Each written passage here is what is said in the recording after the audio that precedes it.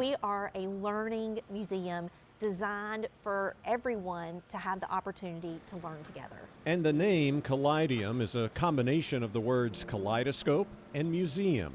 The exterior tiles represent the shapes and colors you see in a kaleidoscope. We want you to feel happy in this space. And there's 72,000 square feet of space to be happy in. From water to lasers. This place joins what you expect to see in a traditional science museum and a children's museum and ramps it up with a big emphasis on engagement. Executive Director Elizabeth Dampier and I are sitting in an area where children and their families can compose and perform their own stories. How do you define experiential learning, and how does Callidium support that? I think in its very basic, experiential learning is hands-on, heads-on.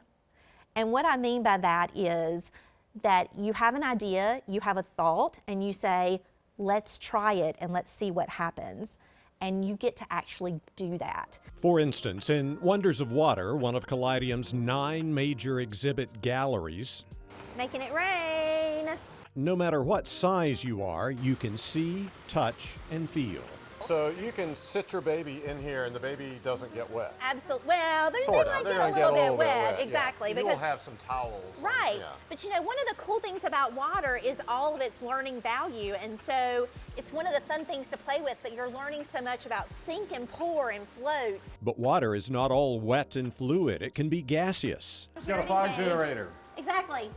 So in here, and you can move the lights around, you can change the lights, you can change the colors of the lights. You can even interact with the creatures in a large digital aquarium. And speaking of digital, is it part of our solar system or not? When you look up into the digital dome, you see not only what you'll see in a traditional planetarium,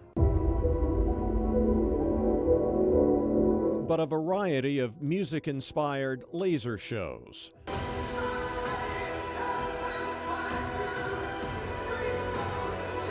How do you plan to keep the exhibits relevant and fresh so people will keep coming back year after year?